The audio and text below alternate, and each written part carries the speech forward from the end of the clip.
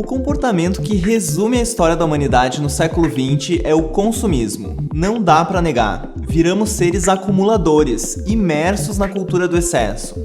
Na arte, os males de tanto acúmulo foram sinalizados em 1960 por uma vanguarda na França. Eu quero aprofundar nesse assunto e te convido a conhecer a obra do Armand.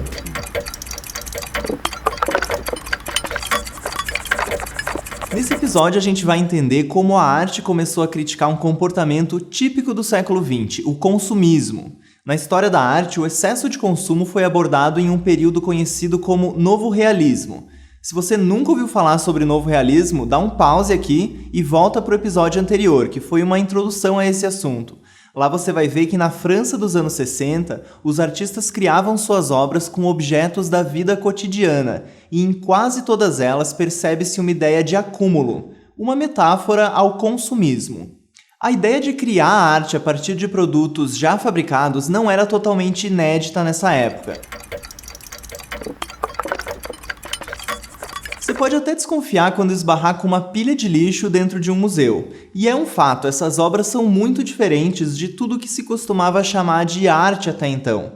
Inclusive, algumas pessoas ainda acham que foi nessa época que a arte contemporânea degringolou. Eu respeito as opiniões conservadoras, mas há um contexto histórico que precisa ser levado em conta.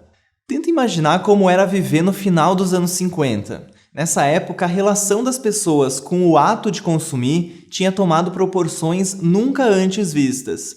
Isso porque a chamada cultura do efêmero, que vinha se fortalecendo desde a Revolução Industrial, se intensificou dramaticamente depois que os Estados Unidos ganharam a Segunda Guerra Mundial.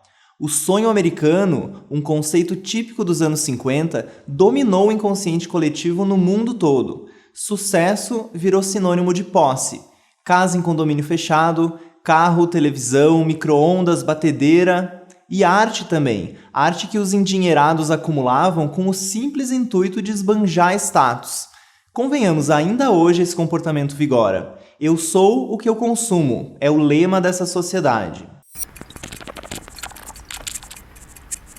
Na Europa, o que contribuiu para a disseminação da hegemonia cultural americana foi o Plano Marshall, uma iniciativa de 48 que, em resumo, foi o seguinte: os Estados Unidos deram suporte econômico para os países europeus que foram devastados pela guerra. O valor dessa ajuda foi de 13 bilhões de dólares, que hoje em dia seria aproximadamente 130 bilhões.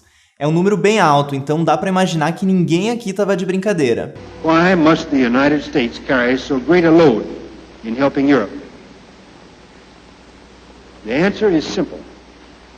The United States is the only country in the world today which has the economic power and productivity to furnish the needed assistance. O Plano Marshall acelerou a reconstrução da Europa, mas um dos seus efeitos colaterais mais perversos foi a americanização. Ou seja, foi disseminada aquela noção de que os Estados Unidos ocupam uma posição superior em relação ao resto do mundo. E foi implantado na cabeça das pessoas que o American Way of Life é o modelo de vida ideal que todos deveriam seguir. Hollywood e rock and roll foram determinantes para isso.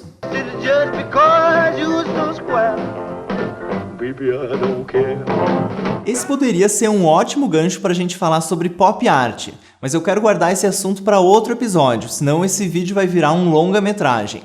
Na minha opinião, e eu gostaria de saber se você concorda ou não comigo, essas obras parecem muito atuais. Só de olhar para elas não daria para dizer que foram feitas há mais de 50 anos. E isso é compreensível, afinal a crítica permanece a mesma. Ainda somos uma sociedade que nutre um apetite desesperador pelo consumo. Existe aqui uma reflexão sobre os males do consumismo e um questionamento muito bem-vindo. Para que comprar tanto? Você precisa mesmo de tudo que consome? São engenhocas inúteis que satirizam o ambiente industrial. Louças sujas que simbolizam a ressaca do exagero. Roupas do século passado que nunca mais estarão na moda. Toda essa provocação fica bem evidente no trabalho do Armand, o artista que é a principal referência nesse assunto. Olha só o que ele fez. Ele encheu uma galeria de arte com entulho, empilhou lixo até o teto. Essa exposição foi chamada de Le Plein, o cheio, claramente uma brincadeira com a exposição vazia do Yves Klein, que uns anos antes apresentou obras invisíveis no mesmo local, na Galeria Henri Claire. Se você perdeu o episódio sobre isso, clica aqui e assiste. O Armand também ficou conhecido pelas acumulações, que são caixas preenchidas por objetos idênticos. Algumas dessas obras também levam uma massa de poliéster transparente, que esteticamente fica bem interessante. Segundo o artista, a sociedade alimenta uma sensação de segurança por meio do seu instinto de camundongo aglomerador. Essa ideia vai de encontro com os estudos do antropólogo Lévi-Strauss, que criou o conceito de bricolage, em que a civilização industrial reconduz a sociedade de volta à pré-história e transforma o homem civilizado em um primitivo, um selvagem, um bricoleur. Com o passar do tempo, o trabalho do Armand cresceu e ficou ainda mais provocador. Há uma série chamada de colère, acessos de raiva que resultam em objetos arrebentados, desde um automóvel explodido com dinamite até a combustão de um piano. A partir dos anos 80, ele criou monumentos com veículos empilhados.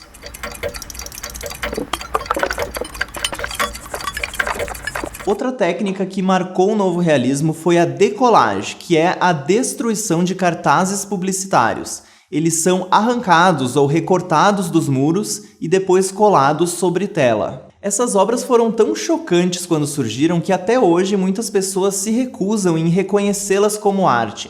Pode ser questão de gosto, claro. Eu adoraria saber sua opinião nos comentários. Mas uma coisa não dá para negar. Essa geração exerceu influência na arte contemporânea.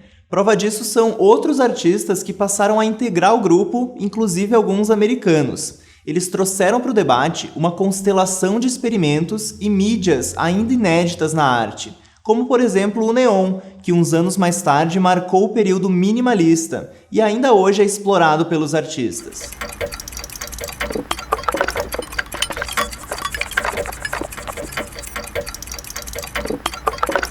No próximo episódio, você vai conhecer a única mulher do novo realismo, Niki de Saint Phalle.